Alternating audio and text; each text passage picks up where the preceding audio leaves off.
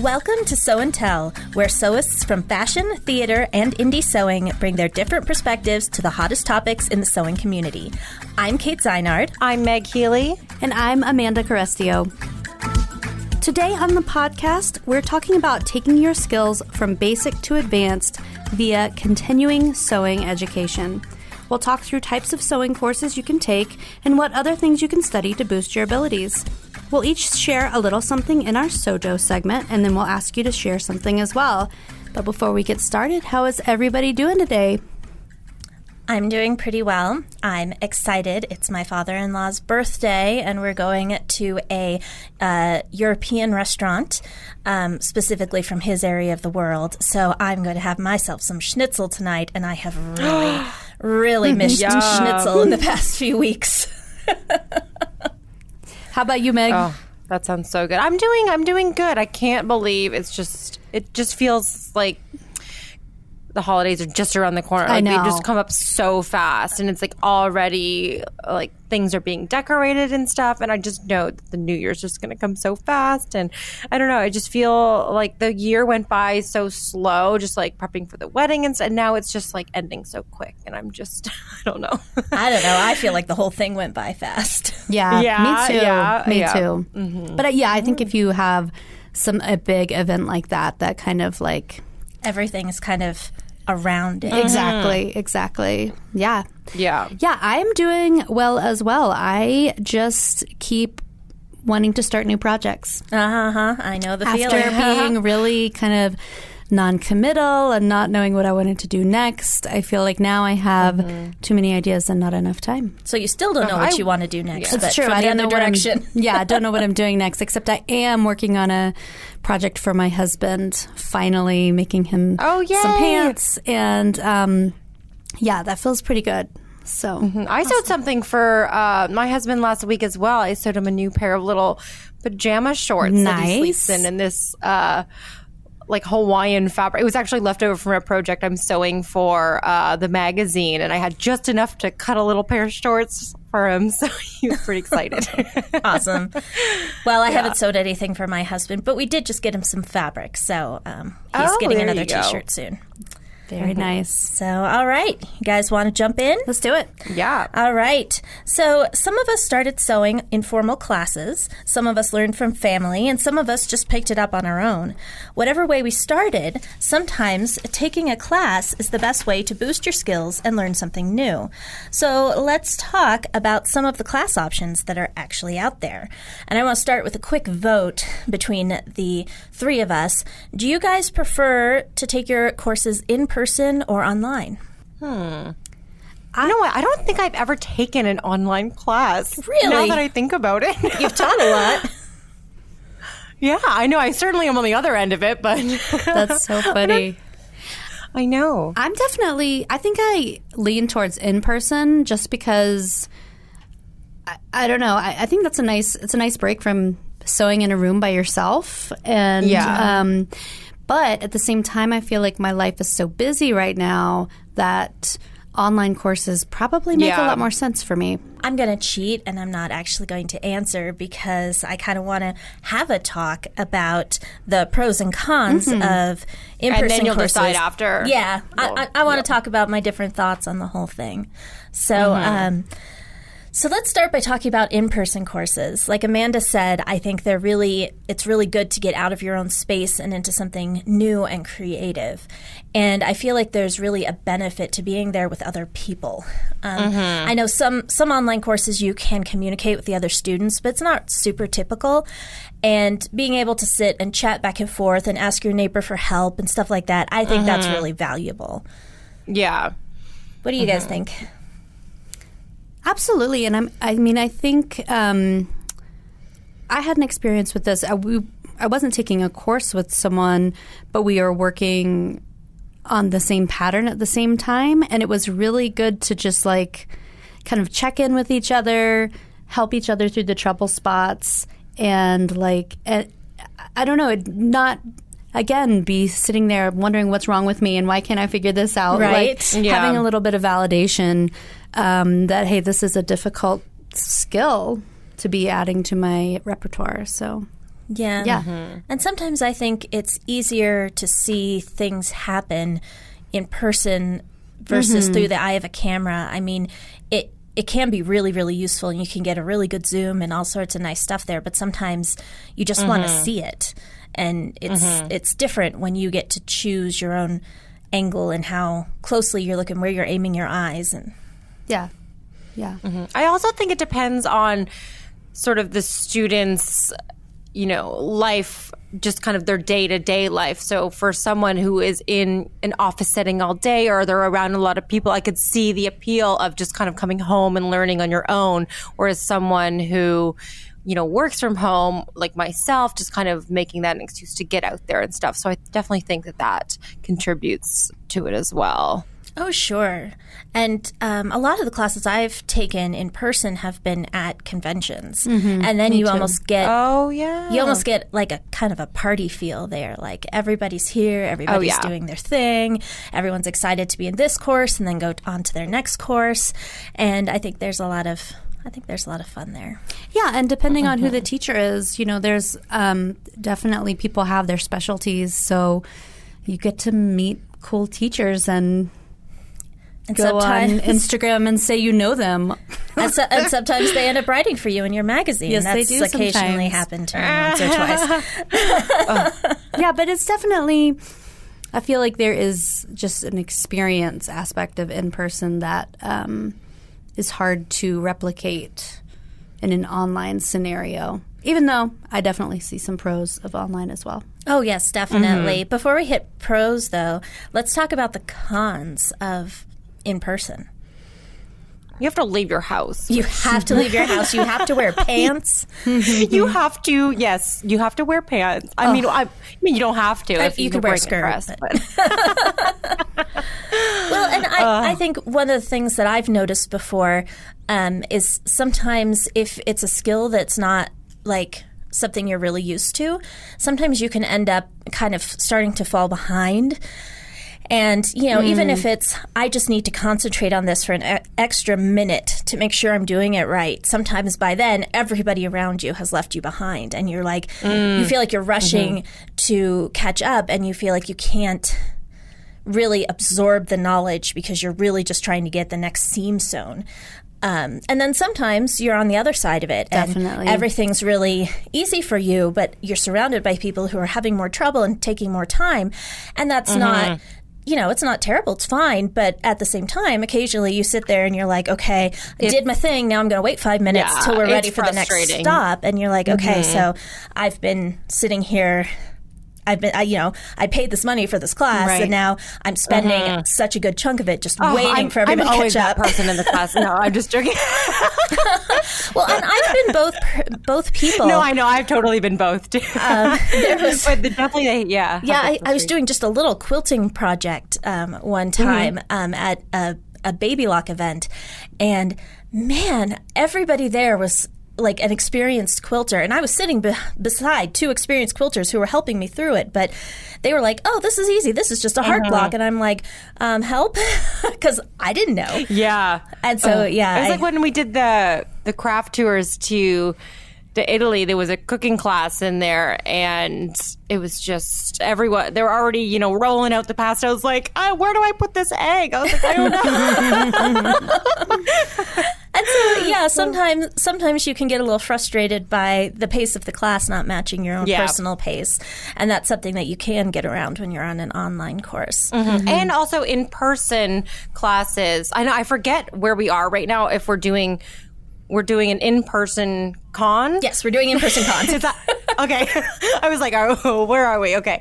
So an in-person con would be sometimes like the ability to ask questions and stuff. It's not as discreet like as online. If you have, maybe you're embarrassed by a question, if you feel like it's, which, so then there's that kind of that aspect if you feel kind of uncomfortable, like sharing a question or even like pulling someone aside. I don't know. So that could be a con to in person as well. Where online, it's, private messaging with the instructor. Usually there's always a format for that. You can kind of just really get to it, what you want to ask. Yeah, I don't think I've ever been in an in-person class where we actually finished what we were supposed to finish. And oh, really? And I think that's that's a pacing thing, and also there were lots of people in the class who had lots of questions that kind of slowed things down a little bit, and that's perfectly okay. But I think that that has been part of my experience, and also I feel like kind of the in-person classes that I'm interested in lately are pretty darn expensive. Yes. Oh my gosh, you're so right. They are. It can be, there's a wait list, and, it can be kind of hard to get into them. So, yeah, I feel like that's definitely a deterrent. For sure.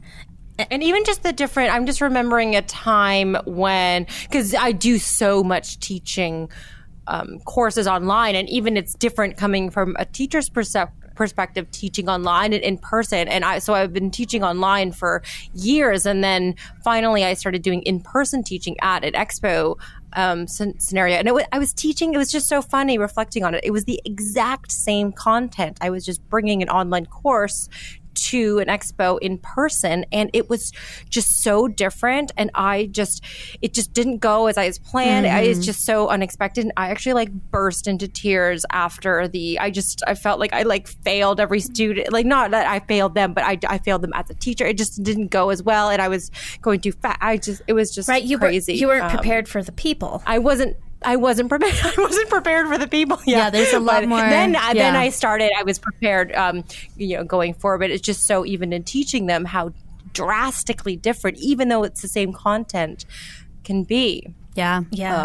And then, of course, there's the worst part of an online class, an in-person class. And that is when you've only got one iron in the room and you have to wait in the ironing line.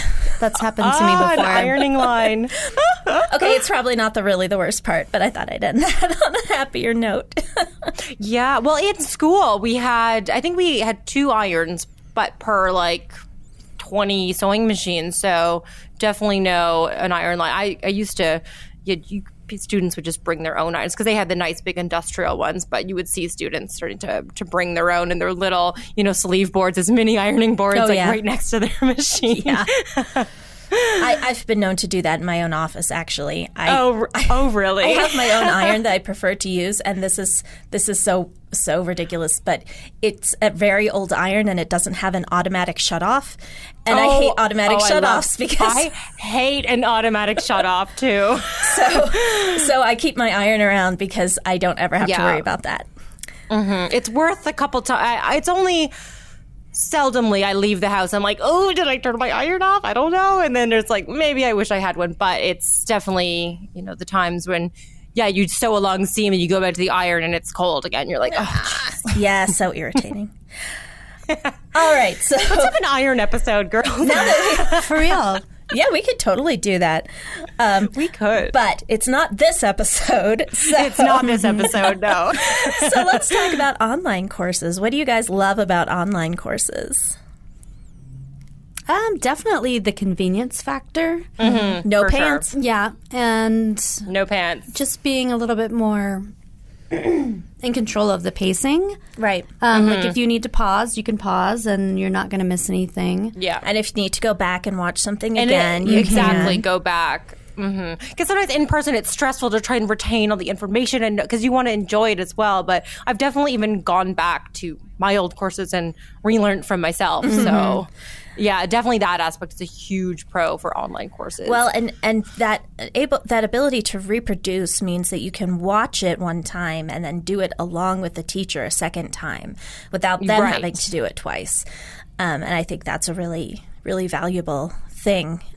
Meg, your sloper drafting course, I was working with earlier this year, and I would just sit there and draft it along with you after I watched it, and then I drafted it, and it was fun.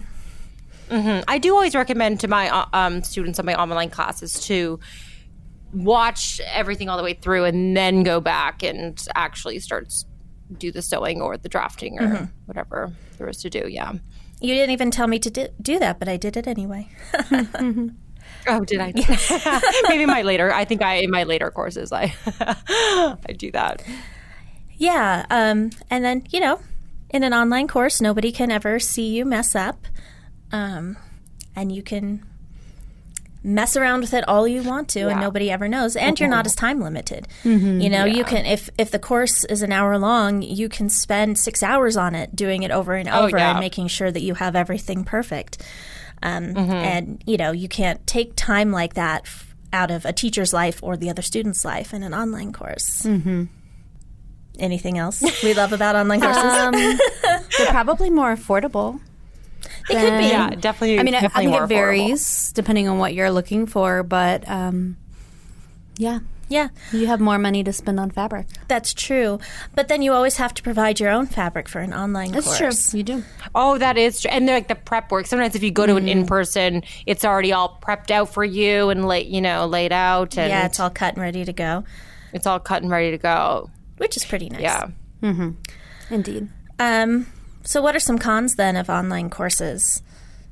It's hard for someone like me. So yeah, it's hard to it's hard to if someone's not real like self-starter. Sometimes it can be hard to motivate yourself. Like that's why I really do like in-person classes too.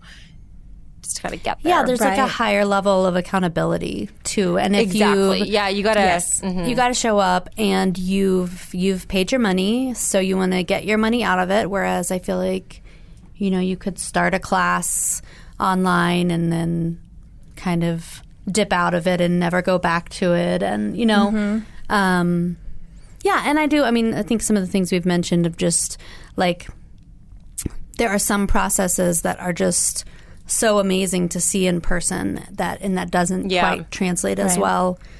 Well, and I think it's harder to get help too. I mean, as Meg mentioned, you can communicate with your teacher online, and that's great. But an online teacher can't pick up your project and show you what you're doing wrong. Look at the back of it. And, they can't be like, okay, you need to fold it here and pin it like this, and then voila, you've got your thing. Instead, they have to try to describe that to you over text, and that's hard. And it can be frustrating. I do as much as I can to students. I'm like, it would show me a picture of like the inside of, you know, the garment, and then I'm like drawing in Illustrator, like embed the image and then lines on top, and sometimes it can get hard. But I mean, there's not that aspect of being able to like show them really. Yeah, there's a distance there, and you don't have quite the same sense of community.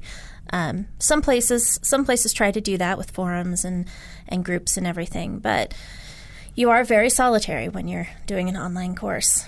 And if you don't want to be wearing pants, that's great. But then sometimes if you feel like, you know, sharing your experience with somebody, there's someone to share it with. Yeah, maybe it might not be as fun. Yeah. You know, like the fun, kind of unexpected, and just like, the way you connect with people and... Yeah, I think that's a really good way of boiling it down. I think that in-person courses are usually more fun than definitely than an online course. But if you're in it for the technique and you've got your eyes on the prize and you know you want to get what you want to get out of the course, that might not be as important to you. Well, right, and it's you don't only go to courses for fun; you go to courses for knowledge, and so online courses are great for that. Definitely. And you have more control over how you're taking it in. And, Yeah. So definitely pros and cons for both. What's your verdict, Kate? What are you going to do? I feel like at the moment I'm feeling more like I want to go to an in-person course than I want to go to take an online course. Yeah. But, I mean, I feel like there's a reason they should both exist. Oh, like definitely. We should have options, and you should probably do both. Yes, that's a good answer. And it's also your location. It's true. Too. I'm fortunate here in Toronto to have access to a ton of great in-person classes for sewing and those skills and everything else in between. But if you're, if you have a farm in the country, sometimes things aren't just as accessible, or in a remote location that just doesn't have that as available. So well, and that's a great point, Meg. And actually, to that point, we'll move on to the next thing on my list, which is how do you find courses to take? So just because I like to keep things very orderly, let's talk about in-person courses first. How do you find in-person courses to take? I think the ones that come to mind for me are really centered around the local craft stores and fabric stores. I mean, I think that's kind of where I look to first, but I think there are probably resources beyond that I'm not really taking full advantage of, kind of maybe more specialized type classes, but definitely in the Denver area, I think there are a lot of opportunities for in-person classes. Fancy Tiger Crafts in particular has a really full list of craft classes, and that's everything from knitting and weaving to sewing and quilting, needle felting, everything in between. And also at a pretty good variety of skill levels as well. And I think that's important too. I think sometimes the bigger chain stores may have offerings for beginners, but not necessarily much beyond that. So I feel like fabric stores and craft stores for me are kind of like the go-to.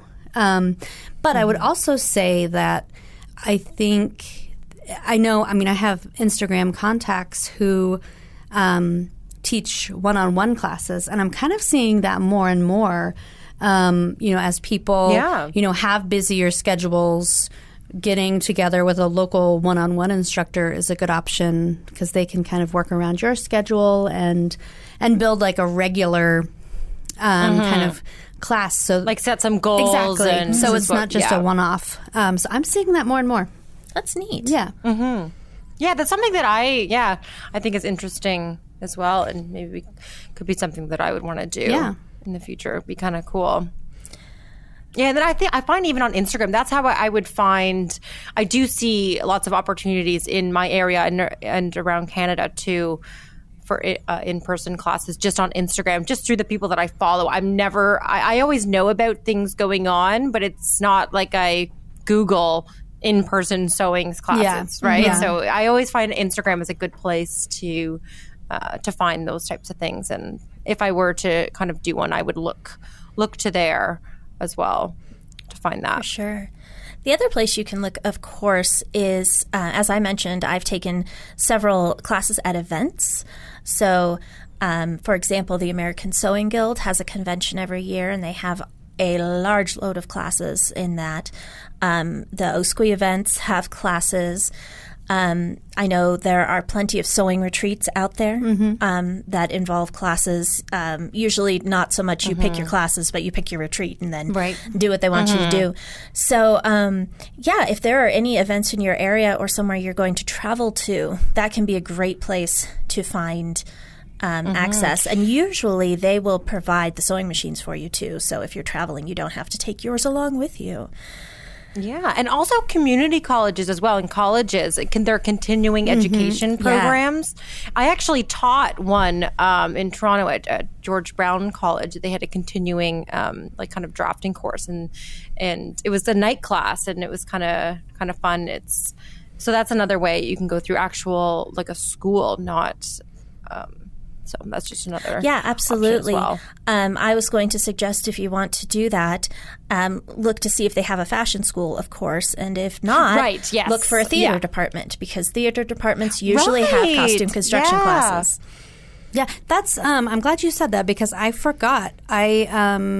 We had a really great community college continuing ed program where I used to live in North Carolina, and I took a bunch of classes, actually, including stained glass, which was awesome. And they're affordable. They are. They are super affordable. I was also going to mention on events, I've been to numerous quilt markets and occasionally get to stay for Quilt Festival, and those are really fun. I took a gel printing class with Pokey Bolton, which was awesome. Also, Sashiko by Machine, and that was before they had like Sashiko machines. And I don't know; they were pretty quick classes, but I don't know. I have really fond memories of them. They were. I don't know why. They just. For as long as they were very impactful, and I came out of them super inspired. Yeah. Which I think is maybe kind of half the benefit of taking a class in the first place. It's kind of about what you learn, but then kind of where you want to head next. Because you always come out with kind of some direction. Yeah. I took a sewing with silk class at the American Sewing Guild one year, and I came out of that, like, give me some silk, because now I know how to sew this stuff. Another thing I thought of for in-person and online, if you were to do an in-person, you wouldn't be working with maybe all of your tools and your machines that you could take those skills back to. I just thought of that.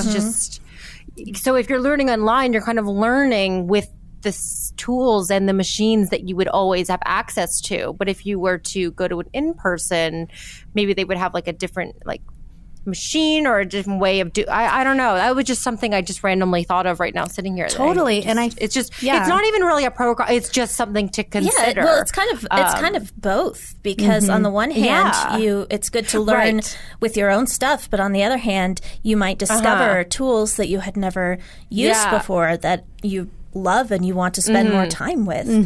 I mean, I feel like I've definitely been in classes, though, where the machine was half the battle. You had to figure out how this particular even machine if you're not familiar. And then after that, you could actually engage in the class, but it was kind of distracting for sure. True. Because I was just thinking as we were sitting here, I'm like, I want to take a cooking class because that is something I really need to brush up on. But I was thinking I would rather do it in an online class, because then I don't want to go to a fancy cooking school and have all these cool cooking tools. I'm like, it sounds easy there. Then I try and get home. I'm like, I don't have this special tool or that, as good as pots and pans or something, that was just and then I just related it back to sewing. I'm like, that could totally be the same thing there too. Yeah. Interesting. Yeah, I just thought of that. That's a good point, and I'm glad you brought it up. Yeah. All right, real quick, because we're starting to run a little long, let's talk about where to find some online courses.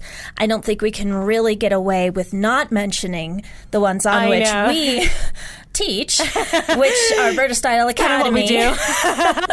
Versatile Academy and Sew Daily TV, where you can find me, Amanda, and Meg teaching various things, along with many other very talented teachers. So you can always check that out. Where else do you find online courses? I think just even a good old Google search too. Sure.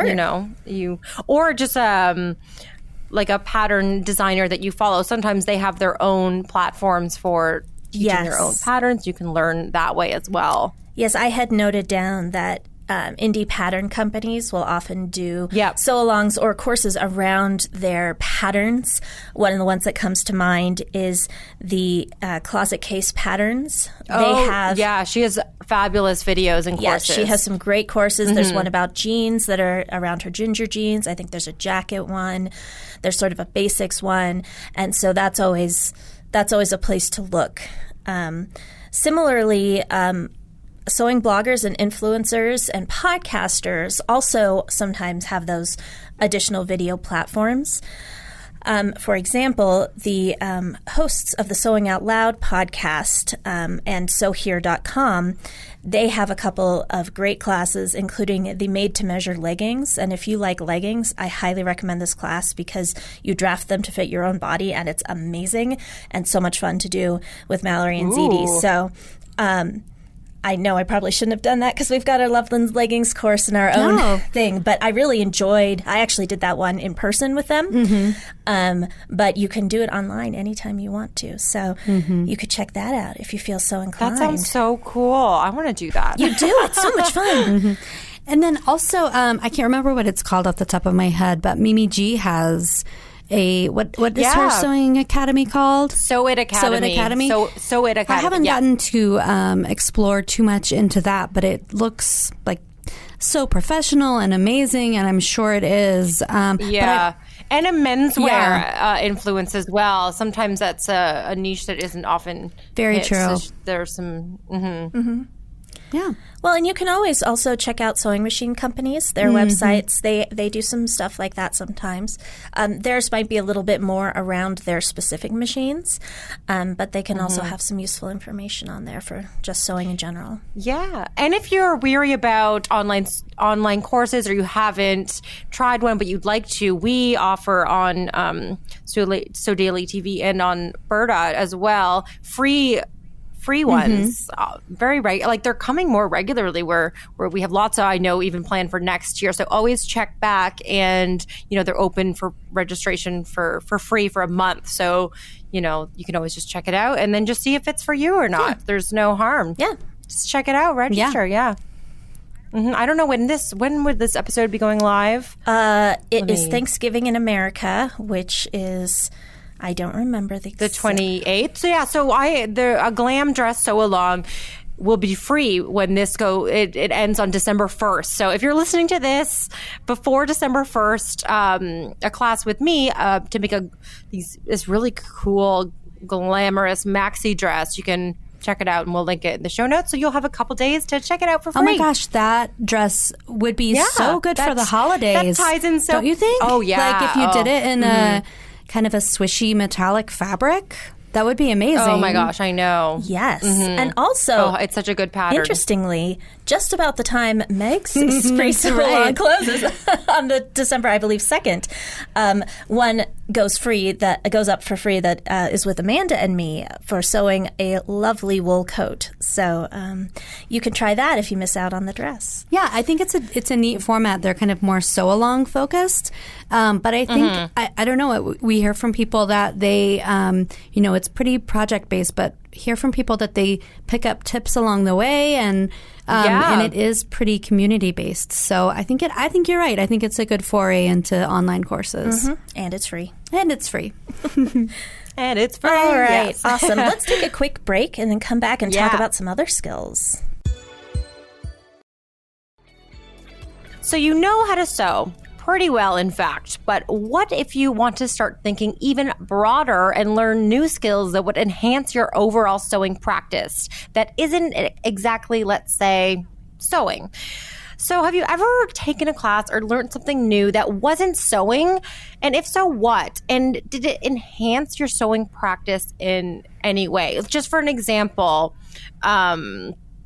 when I was in school, I was taking kind of art and sketching classes. It's not learning how to sew, but I think it helps kind of the overall, my sewing practice. It better gets my ideas on paper for my next sewing project. So there are some types of things that you can learn that kind of just enhance your sewing, Do you guys have any experiences with anything like that? Oh, yeah, definitely. Like you, when I was in college, I had to take a certain amount of art. And it was actually, because I was in a design field. And I tried to avoid sketching as much as possible because I kind of hate sketching. But I took a color theory class, which was really fascinating. And I got to play with paint and pastels, and I got to color random things and make gradients from white to black, and it was really fun. And I like to go back to that sometimes when I'm looking at, I want something to pop on this piece that I'm making. What is a color that pops with the color I'm already using? That sort of thing. Yeah, that's cool. I like that. I am really into making custom fabric, so all kinds of surface design. I mentioned that I took the gel printing class at Quilt Festival, and that was really fun. But I've also done some stuff with block printing and a little bit of dyeing, although I don't think that's the perfect fit for me. I tried a tie-dye once, said, it was not even someone in the 70s would like in the era. So hard. It was so bad. The thing about dyeing is, sorry, I'm going to have a philosophical moment. So one of the crafts that I do that has nothing to do with sewing is I make soap from scratch. Oh, right. And one of the things that you have to know when you're making soap, you have to understand that you only have so much control over what's going to happen, because there is a chemical reaction happening, and that is totally outside. I mean, it's sort of within your control because you set it off. But once it starts happening, it's going to do what it's going to do.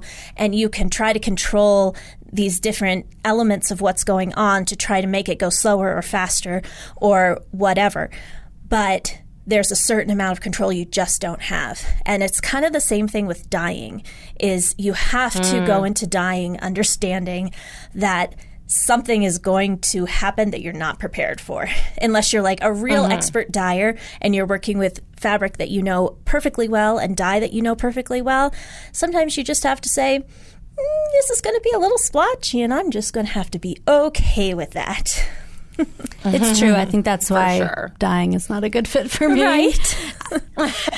And I always try to dye mystery fabric from the thrift store, and I never know what it is. So Well, you need to do a burn test. yeah, I should do a burn test, but you know. I have a cousin who is an artist, and she has been messing around with natural dyes lately. And she says her goal is not just to not recreate something, but not be able to recreate it, even if she wanted to. That's cool. Yeah, I like it.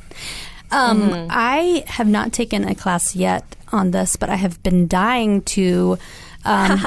There's a couple of people who travel and teach shoemaking.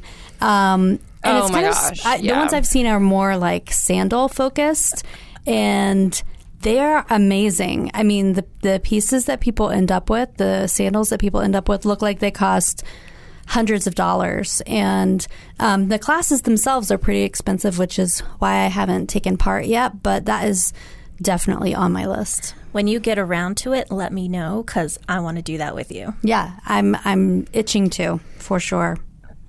Yep, that's really cool. Yeah. Yeah, another I have written down here, like there's just so many too. Like even like a math class can really help in some geometry or something. You would never know in high school. I was fractions, who needs math, man? right? And then you get into sewing world, and I use math all the time in sewing. It's just fractions, especially. I mean, you're usually probably working with the metric system, right, Meg? I usually do imperial. Oh, okay, so you know, it's not just as easy as dividing by 10. A lot of times it's 8. Yeah. Oh my gosh, I know. Yeah, usually I think Canada is mainly metric, but I prefer, in school we were taught in the fashion industry in North America, it is imperial. Okay. So even in fashion school we were only taught imperial. So I kind of stuck to that. All right. I was really thinking hard about taking a knitting class this fall. I didn't get to it. But I can see that coming back around again, because I feel like especially when it gets cooler, like sitting in my dark, kind of chilly basement sewing room is not as appealing. And it is kind of like away from the rest of the family happenings. So I was really kind of wanting something that I could, be doing while I travel, be doing while I'm somewhat watching my children. So I definitely, and I do think that's, we talk about sewing in the slow fashion sense. Knitting is definitely super slow fashion. Well, and I do a lot of crafts like that myself. For me, sewing is like a whole body hobby. Yeah, because you have to be at your sewing machine. You have to be going up to the iron. You have to dedicate your body to doing it. And I have a series of other things which are mostly just hands that you can that I can take around, that I can do in front of the TV, that I can take into meetings sometimes. And that includes knitting and crochet and even cross stitch. Are really great things for that. Yeah. And I don't know how much they ever apply to my sewing, but, well, my hand-eye coordination is really good because I've been cross-stitching since I was like 10. So my fine hand-eye coordination with a needle is pretty darn good.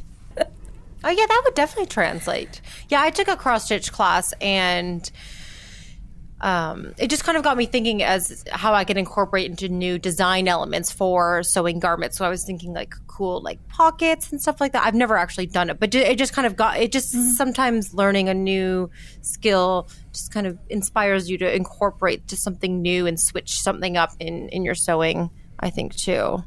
Yeah, for sure. I'm a total nerd. You both know I'm a total nerd, and I like to play. I like to play role-playing games, mostly tabletop. But when I'm coming up with characters for that, one of the things that I think about is how my character would dress, what kind of clothes they would wear to do the things that they're doing. And that's always an interesting little part of that process where my two hobbies kind of cross over there. Amanda's smirking at me. No, I like it.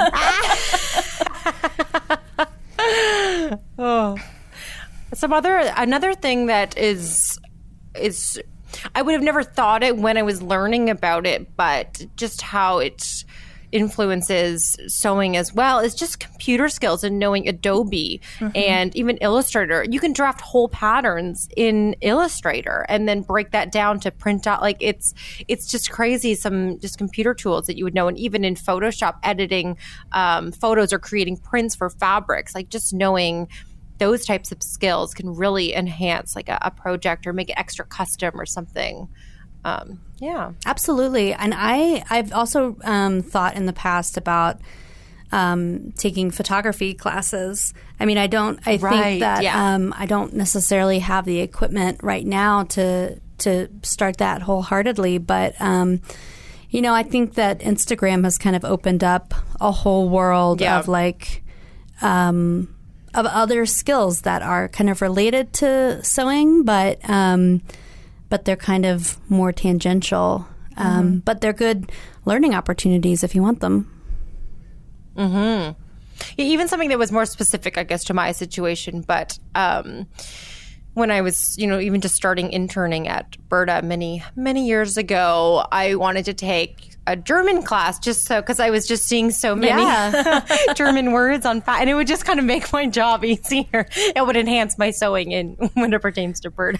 So I always wanted to take Sewing a German is related class. to everything, you guys. Sewing is actually Meg sent me to the Berta Style website, but they've recently revamped their American website and it's still having some bugs.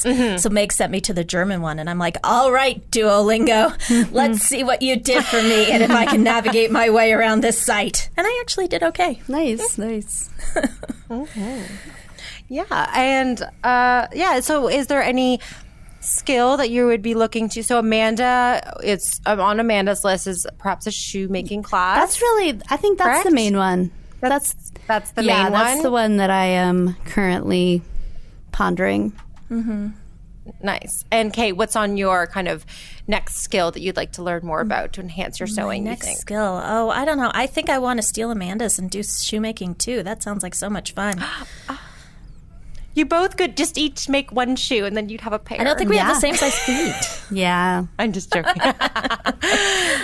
What I want to do, actually, I want to take, it would enhance my exact sewing, but kind of, my sewing in terms of my career. But I just really want to take more of like a creative writing class or writing so I can better describe what I'm sewing. Sometimes it's lime green and it's puffy. I don't know. I was I would love an to do English that. major, so I did a lot of writing. But it hasn't really occurred to me to continue with that. And I really, I can't remember who it was. Somebody in my Instagram feed was like, I'm going away and I'm doing a writing retreat. And I was like, that sounds amazing, because I definitely used to do more creative writing. And but it's been a long time since I've dedicated any energy to that at all. Me too. Yeah, and considering I'm just so bad at I was just going to say I'm bad at reading. I'm bad at reading like books. Like I'm meaning I get a book and I mean to read and I don't read it. Yeah, it's hard to. So maybe that would get me into that more, because I do want to. Because I always think that helps as well. Yeah, it's hard to make time for all the things. Yep, there are. I know. If only I can watch TV as I sew, but I can't read as I sew. True. It's true. So true. Well, I'm inspired. This is a great conversation about online, in-person education, different things that you can do. Just always good to learn something keep new. learning. It's always keep learning. You can never stop learning. All right, let's talk SewJo. This is the point in the show when we discuss our sewing mojo / our sewing inspiration for the week. And Meg, why don't you go first? I was hoping you wouldn't go to me first because I don't know myself. That's okay. I'll rescue you, Meg. You think about it. I'll talk. Okay, go, Kate. I don't know. I've just been I don't know. I'm in a rut, but you go first. Maybe I'll. Well, we had some very sad news last week here in Denver. Colorado Fabrics, which is a long-time institution here in Colorado, though it changed from Denver Fabrics a while ago. They are closing down. They are an amazing fabric store. They've got some really fantastic stuff. And so, of course, like the vulture I am, I went over on Saturday and bought a bunch of discount fabric. So as sad as it is that the store is closing, I do have a bunch of excitement around a large pile of fabric that I acquired for myself. I'm not quite sure what I'm going to do with all of it, but I definitely got some knit wool, which is very soft, that I'm going to make some leggings out of for when it gets very cold. And I got some fabric that kind of reminds me of Ponte, but it's fleece lined. So it's kind of like sweatshirt fabric, but it's not so cottony. And I think that is going to turn into a nice cozy cardigan. So those are the first couple of ones on my list. And then I still have to start figuring out what I'm doing with the rest. Nice. Fabric, very inspiring. Yes. Yeah, fabric can be so inspiring. Well, I think that I finally have a plan for my sew frosting, and I better finish it by the end of the month. I mean, not really. I can continue on after the official challenge is gone, but I think it lasts till like the end of the year. Okay. That's when I think. I feel like people talk about it year round. But yeah, I'm excited. I just have to make some time for it, and I am starting to get into sewing gift mode. I think that I've got a few things on my list, and I'm going to try to get started here soon. So yeah, I might just block out a period of time when I dedicate to that. But I'm starting to feel it. Mm-hmm. Yeah, I think last week I talked about what I wanted to do for sew frosting, but I thought about it. I'm going to adapt it a little bit. I was going to do the metallic faux fur Claire coat, but now I'm just going to do the sleeves. I just like the look of like a bigger sleeve, and then because the body has all sorts of like darts and there's some seaming, and a lot of seam and faux fur just don't go together. Isn't ideal. So yeah, but then I just thought, if like a puffy sleeve. So I guess that is still my SewJo. I haven't started it. I'm kind of just like a rut. Well, I don't know if I don't know. I forget if I've talked about this on the podcast or not, though. My dear bunny had surgery last week, and so his kind of recovery cage has taken over my ironing board. And so I don't have like a designated ironing spot. So sometimes it's like hard for me to just jump into because I always need to have my ironing station set out. And so I've just been kind of putting that off as an excuse to.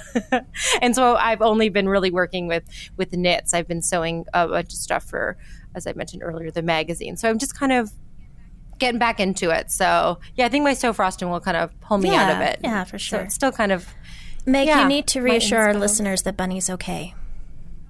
Oh yes, and Bunny is doing great. He's doing great. It's just his scar needs to heal up, but he's hopping around like his old self. So it all is good. All right. I knew everyone would need to know. Yes, thank you. Yeah. All right, let's talk sew and tell. On our last episode, we asked, what's the coziest thing you've ever sewn? Let's read a few of those responses. Yeah, so we had comment on Instagram from wildflower.stitched, and they said, my coziest makes have been a couple of #sewing Nora by Tilly buttons made up in some bright, bold prints. Nice. Sounds cozy. I love that. I mean, that's how I sew cozy. Definitely like have a few favorites that you remake in really nice fabrics. Yeah. Yeah. The next response is from Sew Melwick. I think that's how you pronounce it, on Instagram, who said, oh, so many cozy ideas. I also love the Jolly Yoko boxy turtleneck, another free pattern. And my coziest make is probably a tie between my sweater knit Yoko and the Vogue 9275 tunic I made from a squishy stretched velour. Ooh, squishy. Oh, that even sounds squishy. I've been really tempted. I'm going to start to describe fabrics as squishy. I love that. I'm taking that. All right. And one more. Joyce Freshleaf on Instagram told us, oh my gosh, you guys, I love this so much. I made 2 fleece dinosaur onesies for me and my boyfriend to be lazy, cozy couch dinos together. From the scraps, I made a tiny one for if we ever have a baby. Oh my gosh, I mean, that's fleece so cute. dinosaur onesie. That's all you need. Oh my gosh, it's so good. I think I'm going to have to hunt down some pictures. Baby I know. one. I know. And wow. I thought the onesie trend was I was pretty iffy on the onesie trend when it started. I don't know. It's 5, still going 6 years ago, strong. but I tell you, every year it gets more and more tempting. I know. There are codes like onesies in every store that I go into. Yep. So for this episode, we wanted to know what kind of sewing classes would you like to take?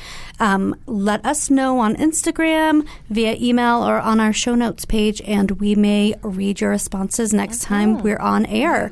Also wanted to remind everyone to take our podcast survey. You can find that on the show notes page, and we'll link it in Instagram as well. That's open through the end of November, and there is a lovely freebie with that, a nice little free sewing pattern. But we really appreciate your feedback Absolutely. on what you like about what we're doing Yeah. and what you don't like, all that sort of stuff. We've been doing this for a year, and we want to make sure we're not doing it badly. Yeah, and as we think about next year, we want to know what you like, what didn't resonate with you. We want to cater to you. What do you want to know? So you get your chance to shape this podcast content along with us. And thanks for sticking with us for a year. Yes. Or for sticking with us Hopefully for one many more to episode. Yeah. If that's Either all you've way. listened to so far. We'd like all of our listeners. All right, everybody. Fun episode. Definitely a fun episode. Yeah. I think I'm going to steal on one of the things we all said and make it our title. We said, keep learning. And Yeah. I love that. So I love you that. guys, keep learning. Yeah. I also really liked, what do I do with this egg? As a potential title. Yes. Or Meg is bad at reading. That's okay. Kate's bad at Instagram. Yeah, We're fine. we've all got our What do I things. do with this egg? Thanks so much for tuning in, you guys. Yeah, thanks Happy everyone. stitching. For links to everything we talked about in this episode, go to our show notes page at sewdaily.com/sewandtell. If you want to get in touch with us, you can email us at sewandtellpodcast@goldenpeakmedia.com or visit us on Instagram at sewandtellpod. Answer the Sew and Tell question, tell us your SewJo, or just leave us some feedback. If you enjoyed our show, please subscribe on your podcasting platform of choice. And please leave us a review, ideally a good one, because that helps listeners like you find our podcast. And tell your sewing friends about us too. Thanks for listening, and happy stitching. Sew and Tell is produced by Meg Healy, Amanda Carestio, and me, Kate Zaynard. Our consulting producer is Ron Doyle, and our executive producer is Jared Mayer.